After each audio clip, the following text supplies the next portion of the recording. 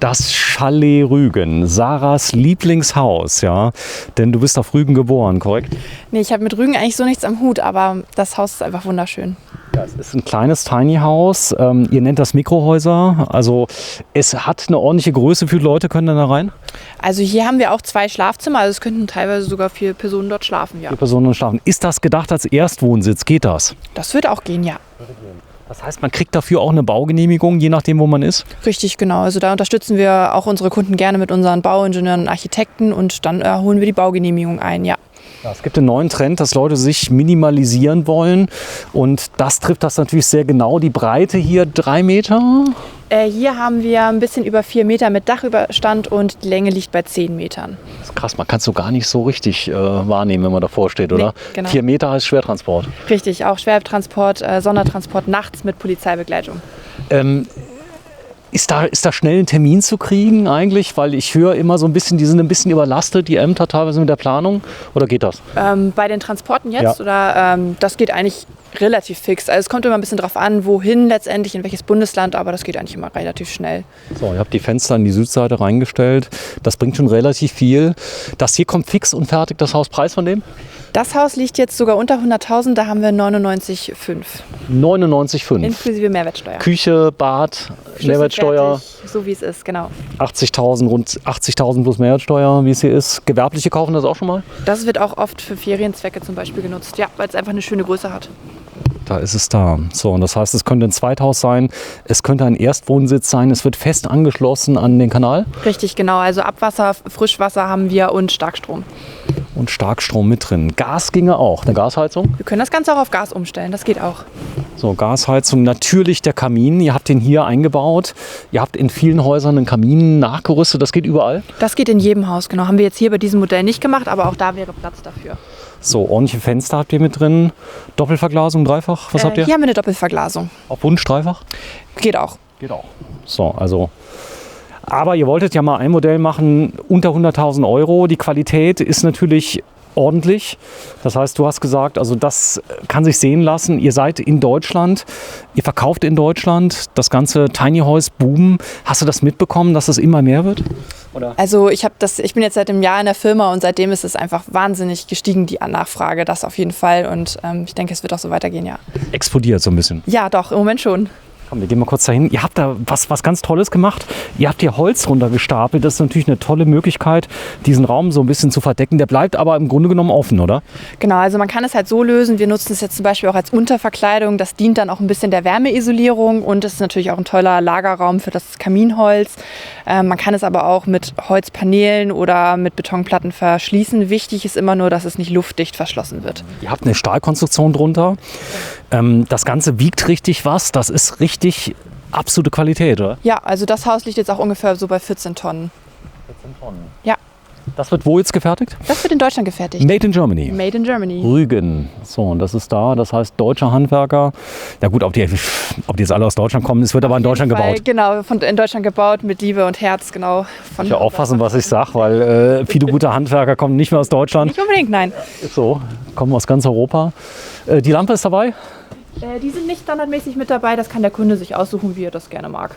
Ist das sehr teuer, so eine Lampe, dass du es da wieder reinholst? Ich glaube, da gibt es von bis, also die können wir natürlich auch mit dazu So, wenn jetzt einer sagt, genau die, das geht. Dann geht das. Okay, mach mal bitte auf. Ja. Da ist die Rampe, die kann man dazu kaufen, wenn man möchte. Genau, die können die Kunden auch bei uns mitbestellen, auch in verschiedenen Größen, dann bauen wir die so. Okay, so fix und fertig. Außenstromanschluss hier? Ja genau, Außensteckdosen haben wir meistens mehrere an dem Haus, weil der Kunde das natürlich dann auch gern für Terrassen oder sowas nutzt. So, warum ist das hier dein Lieblingsmodell?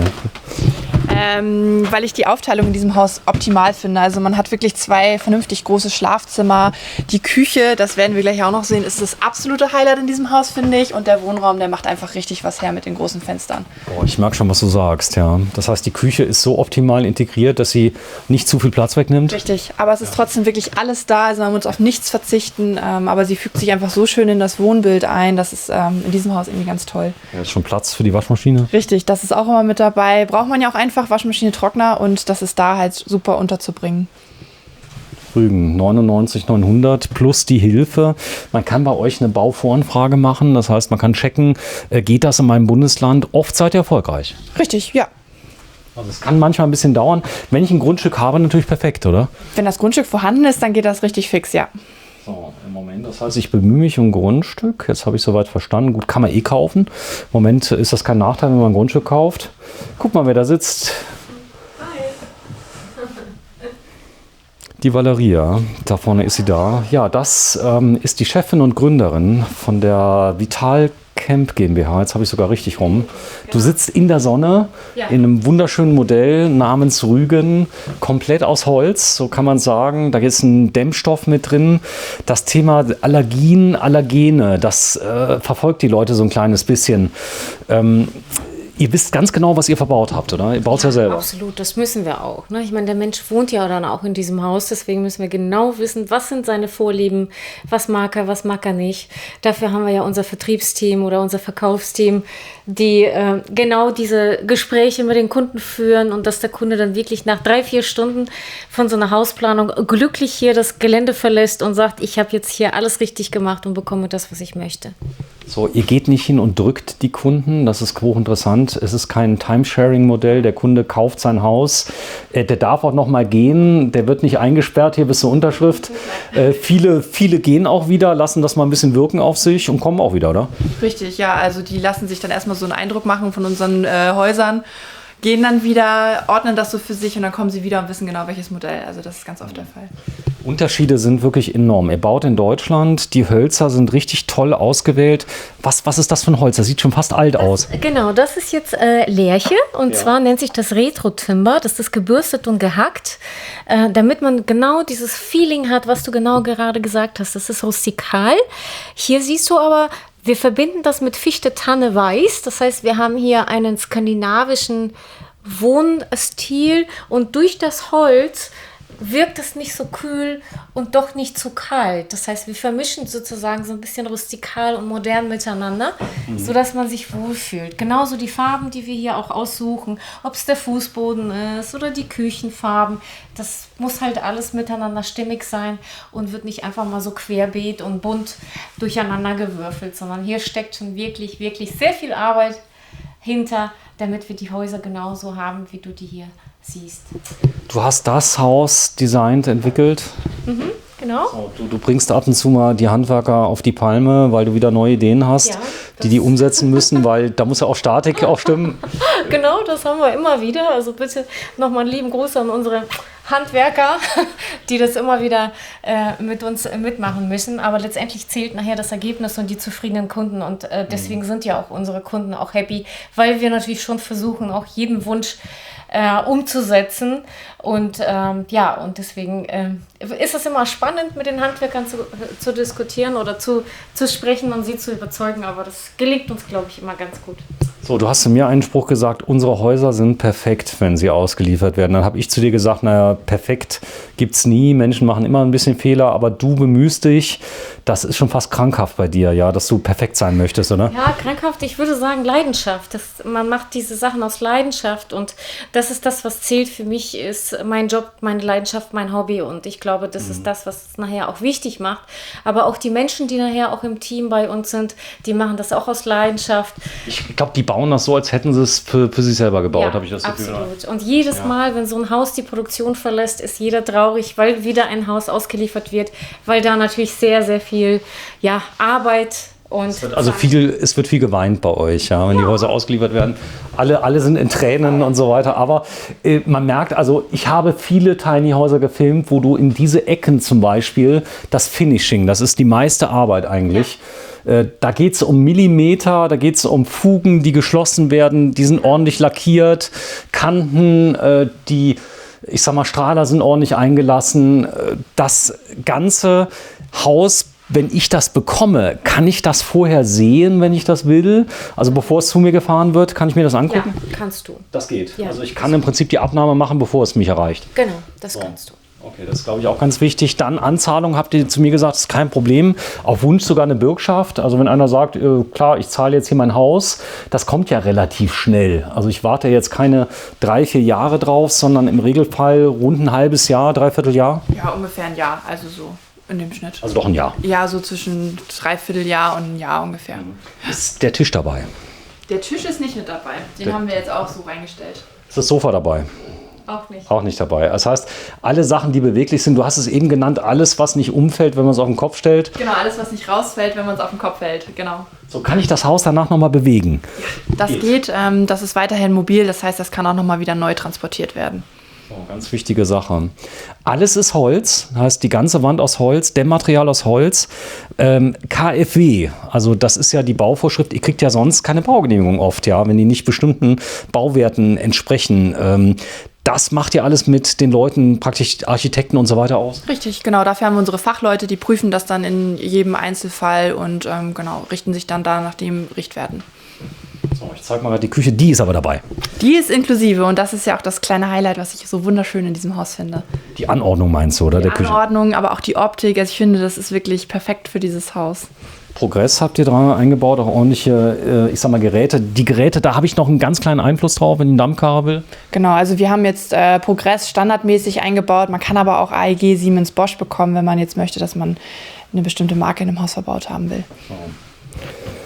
Zeige ich es mal gerade. Also da ist die Küche. Mach mal so eine Schublade bitte auf, dass wir noch mal kurz reinschauen können. Die Fronten kann ich wählen? Die Fronten können gewählt werden, die Griffe können gewählt werden, die Arbeitsplatte kann gewählt werden, also eigentlich alles, was die Küche betrifft. Dahinter steckt ein großer Hersteller. Darf man den nennen? Das ist die Firma Nobilia, mit der wir zusammenarbeiten. Okay, also alles aus einer Hand. Genau. Wir haben einen großen Geschirrspüler auch. Also hier ist wirklich alles an Geräten drin, was man so braucht. Es fühlt sich, diese 4 Meter fühlen sich gar nicht an wie ein Tiny House. Es ist eher so wie ein ganz geräumiges, ja, wie soll ich sagen? Ja, wie so ein Loft so ein bisschen, oder? Ja. Gut, wir haben auch geiles Wetter heute. Also ich muss sagen, wir haben Hochdruck. Es ist blauer Himmel. Es hat, ich weiß nicht, wie es war jetzt gestern, das Wetter. War es bewölkt? Gestern war es ein bisschen diesiger, ja. Diesiger. Aber heute ist es ein Hammerwetter, was wir hier haben. Ja. Das ist mega. Morgen großer Tag. Du bist schon aufgeregt? Klar, also das ist immer ein großes Event, wenn dann hier so hunderte Leute kommen und sich unsere Häuser anschauen, ist schon immer groß, ja. Ey, wie gut, dass heute keiner da ist. Jetzt habe ich euch beide ganz alleine, Ja. die das machen, die das zeigen. Hier unten drunter ist noch ein Schrank. Das heißt also, was ich cool finde, sind auch die kurzen Wege. Weißt du hast ganz oft, dass du runter in den Keller musst, ja, um zu waschen. Ja, das kennst du ja. Dann gehst du rauf und runter, hast du hier nicht. Nee, Oder? hier kann man direkt aus dem Schlafzimmer zur Waschmaschine stolpern und die Wäsche aufhängen. Ja, Ja, du kannst sogar die Schmutzwäsche einfach in die Waschmaschine legen. so quasi. Genau. So, das Chalet Rügen, 10,67 Meter lang, die Länge, 4,47 Meter Breite, also über 4 Meter. Genau. Okay, so, das ist alles dabei. Also Aktionspreis 99.900. Es gilt noch? Das gilt noch, solange die Häuser noch verfügbar sind. Genau, das ist jetzt auch eine Serienproduktion. Also solange Vorrat reicht, zumindest mal heute am 16.12., so muss man es ja sagen. Ich werde das Video schnell senden. Ja. 99.900 Euro. Finde ich sensationell. Mach mal hier auf, bitte. Ja. Immer eine Mogelpackung. Valeria, komm mal mit. Du musst mal ein bisschen, das hier kenne ich, das ist, glaube ich, von Ikea. Genau, das ist tatsächlich von Ikea. Ist ein Schlafbett, beziehungsweise also ist ein richtiges Bett, hast aber eine Staumöglichkeit. Dasselbe Bett. Das Aufbauen ist Horror. Ja, das ist wahr. Und das haben wir schon 3-mal aufgebaut und abgebaut, weil das unser Vorführmodell ist. Ein tolles Bett, ja. Es hat trotzdem ja, seine Funktion mit dem Stauraum. Und es ist ein riesen Doppelbett, du kannst es ausziehen. Genau. Ich kenne das Bett, ja, ich habe es selber aufgebaut, sogar mit der Hilfe noch von 2 anderen Leuten. Es ist, liebe Ikea-Leute, so schön wie es aussieht, so fürchterlich ist es auszubauen.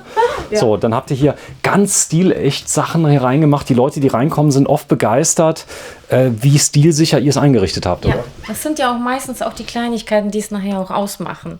Was man so ein bisschen auch unterschätzt. Aber wenn man dann doch da oder hier mal ein Deko-Element aufhängt oder ein Bild oder ein Spiegel oder das Licht, was uns auch sehr viel wert ist, dann macht das nachher sehr, sehr viel aus. Ja, ich habe ganz viele Zuschriften bekommen bei Tiny Häusern, die mir gezeigt haben, wo die Leute im Ausland gekauft haben. Das Tiny House kam an und es waren viele Mängel. Also die Spaltmaße haben nicht gestimmt. Es wurde oft dann nicht das geliefert, was vereinbart war und so weiter. Oft ist die Reklamation schwierig, weil es eben im Ausland ist. Die kommen von weit her. Die Leute sind auch froh, dass sie endlich ihr Haus haben. Also es kommt da oft dazu. Bessern selber noch nach und so weiter. Das kannst du gar nicht haben. Das muss perfekt sein, wenn es kommt. Oder? Nein, da ist es bei uns wirklich anders. Du kommst, du guckst dir das Haus hier an auf dem Schaugelände und alles, was wir vereinbaren, wir haben echte Verträge, wir haben Grundrisse, wir haben alle Abmessungen, die wir ja auch mit unseren Architekten ja auch besprechen müssen, damit wir auch eine Voranfrage und Bauantrag stellen können. Da können wir nicht einfach irgendwas hinliefern. Das heißt, du kannst dich hier auf das, was wir besprechen, auch verlassen. Sag mal, wenn ich hier euer Logo haben will, ist es auch käuflich zu erwerben? Ja, bestimmt. So, wenn die Leute stolz sind, du kannst demnächst ja die Design-Variante aufmachen mit Kleidung, Hoodies und allem. Ja, könnte man machen, genau. Du bist wirklich die Gründerin. Das heißt, du hast es entwickelt. Wie kam es? Erzähl mir die Story nochmal. Ich habe für mich ein Haus gebaut und Tiny Houses war ja schon vor 8 Jahren in Amerika der Trend, in Australien. Da war ich auch sehr viel unterwegs und habe es auch daher und habe gedacht, Mensch, dann kann ich ja für mich eins bauen und irgendwie aus einem sind dann 8 und 10 und ja, mittlerweile sind wir so groß geworden, dass wir über 100 Häuser im Jahr ausliefern und 2 Schaugelände haben. Und du bist ja heute hier bei uns in Flensburg. Ich habe auch wirklich gedrückt. Ich habe gesagt, ich muss bei euch filmen. Dann habe ich geschrieben, ich komme am 2. und 3. Genau. Was habt ihr zurückgeschrieben? Da sind wir in Urlaub. Da sind wir im Urlaub. Ja. Du warst natürlich auch sehr flexibel und sehr, sehr spontan. Ich habe euch geschrieben, ich habe nur einen Termin, ansonsten kann ich nicht. Jetzt war ich ja gestern, ich habe in Fehmarn, habe ich ja gedreht, ja, und guck. Und ich glaube, ich spinne. Die haben in Flensburg. In Flensburg auch noch eine Niederlassung. Ja, das passte irgendwie, oder? Aber noch nicht so lange, oder? Nee, seit einem Jahr haben wir diese Niederlassung. So, Flensburg und wo noch? In Zierenberg. Dort sind wir seit 8 Jahren mit 10 verschiedenen Modellen auch unterwegs. Andere Modelle, die man sich auch vor Ort anschauen kann, wo auch ein Niederlassungsleiter vor Ort ist und ein Verkaufsteam.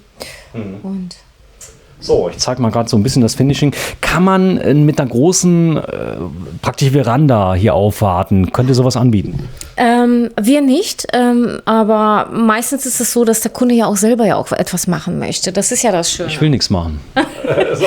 Gut, dann kriegst du von uns die Abmessung und dann müsste natürlich ein Schreiner vor Ort das Ganze machen. Weil, aber ihr könnt es vermitteln? Wir können es vermitteln, genau. Mittlerweile ist es nur so, dass wir europaweit ausliefern. Deswegen ist es schwierig mit Vermittlung, weil die Kunden ja mittlerweile von überall kommen. Okay, das heißt, ich gehe zu meinem Schreiner meines Vertrauens, sage ich kenne das und das und das. Es sei denn, du kommst aus Flensburg oder aus Zierenberg, weil da haben wir unsere Schreinerei. Sehr schön. Komm, wir gehen mal weiter. Da sind noch 2 Türen. Genau.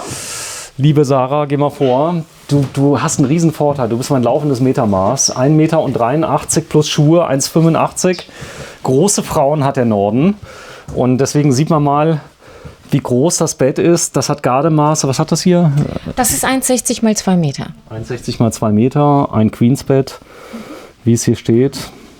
Und ja, ich bin beeindruckt. Das heißt, Platz hast du natürlich jetzt hier keinen großen Kleiderschrank mehr, oder? Da muss man sich dann reduzieren. Also man hat natürlich die Möglichkeit, schon einen kleinen Kleiderschrank hinzustellen, aber es ist natürlich nicht mehr so viel, wie man vielleicht vorher hatte. So, aber da kann man sich überlegen, wo man das Ganze macht, ob man das hier vielleicht sogar in die Ecke stellt, das Bett.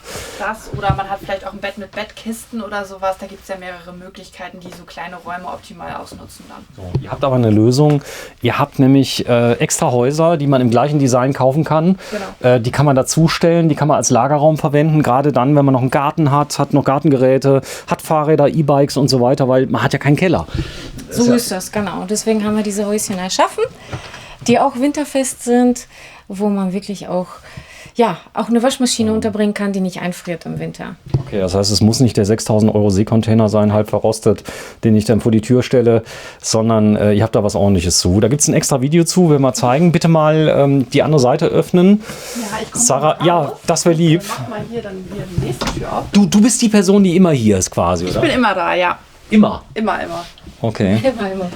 So, und das ist das Bad. Auch beim Bad hast du gesagt, hey, ich will es so machen wie für mich selber. Ich will mich drin wohlfühlen. Du bist Kitesurferin. Ja. Hier duscht man gerne. Genau, richtig. Du siehst ja, alle Duschen sind relativ groß. Ist keine Standardgröße, sondern eher so eine Sondergröße. Und wir haben hier ein Hängewitzchen, ein Waschbecken, einen Spiegelschrank. Das ist das, was die Damen immer sehr gerne haben, den man aufklappen kann. Und das ist so bei uns der Standard in den Häusern.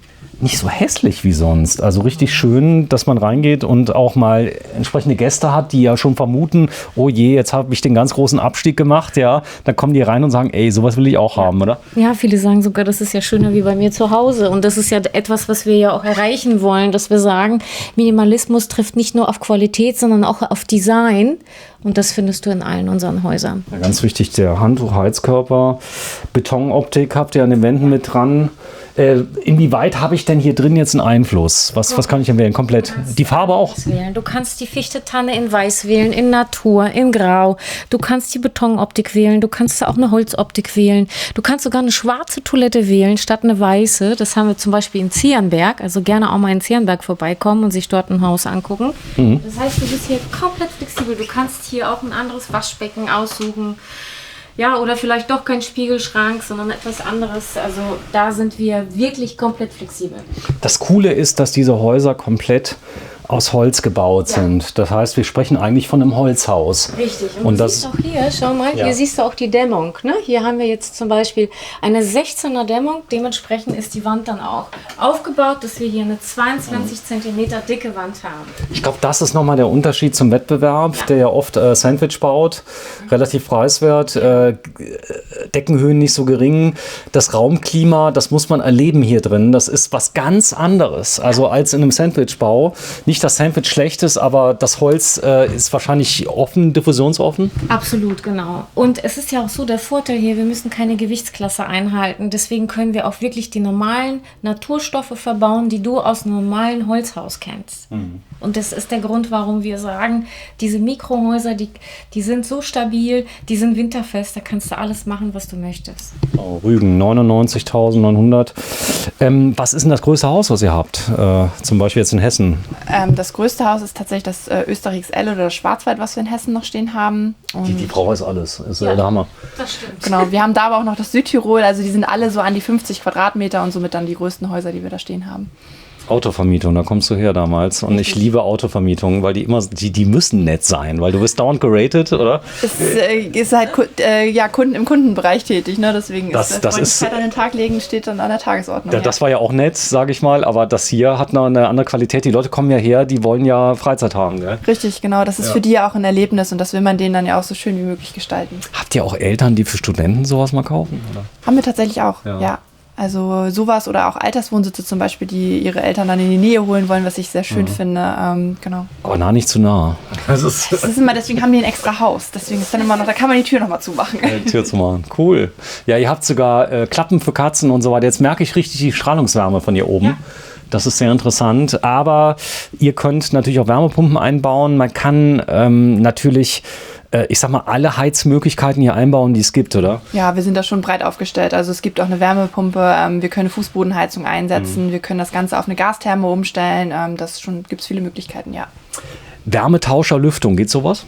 Würde auch gehen, ja. Würde auch gehen, genau. Okay. Das heißt einfach nur sagen, was ich will. Das habt ihr alle schon gehabt. Leute fragen ja, dass zum Beispiel aktiv belüftet wird, ohne dass ich Energie verliere. Ja. Großes Thema, da könnt ihr was anbieten. Genau, das können wir machen. Also Luftwärmepumpen, Luft. Je nachdem, was der Kunde möchte. Man muss natürlich auch immer schauen, dass man auch eine vernünftige Beratung hier bekommt, weil eine Luftwärmepumpe lohnt sich natürlich nur ab einer gewissen Quadratmeterzahl. Ansonsten ist der Aufwand, die Anschaffung auch viel zu teuer und das lohnt sich auch nicht. Und unsere Häuser sind ja maximal gedämmt. Das heißt, meistens ist es auch so, dass wir wirklich nur mit einem Infrarotheizkörper und mit einem Holzofen schon komplett gut ausgestattet sind und der Kunde muss nicht seine 20.000 € noch extra in die Hand nehmen. Was ihr nicht gemerkt habt, ich habe mich gerade mit meinem vollen Körpergewicht von 89 Kilo auf die Arbeitsplatte gesetzt, die übrigens echt lang ist. Also ich schätze mal, die ist so rund 3,50 Meter, 3 Meter. Das ist ordentlich. Also viel Platz. Mich habt ihr überzeugt, jetzt müsst ihr nur noch Leute finden, die 99.900 € haben, ein Baugrundstück und so weiter. Aber davon gibt es genug.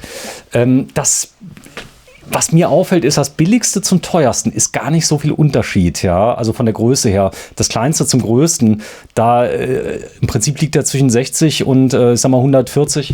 Richtig, genau. Ja. Das ist dann halt immer wirklich nur der Unterschied, was für eine Dämmung habe ich, wie sind die Fenster und das ist eine Ausstattungsgeschichte dann auch. Was will ich haben? Sag mal, Airbnb, wenn jetzt einer sagt, ich nutze das mal so 6, 8 Wochen und sie nickt schon, ja. Da ist so, das ist ja ein Thema, da kannst du, ich sag mal, mit deinem Ferienhaus sogar noch Geld verdienen. Ne? Richtig, wir haben sehr viele Privatkunden, die jetzt zum Beispiel auch hier in Flensburg haben wir ein Pärchen, die haben 2 Häuser von uns gekauft und vermieten das nur über Airbnb und sind total happy und zufrieden und müssen auch gar nicht so viel Marketing machen.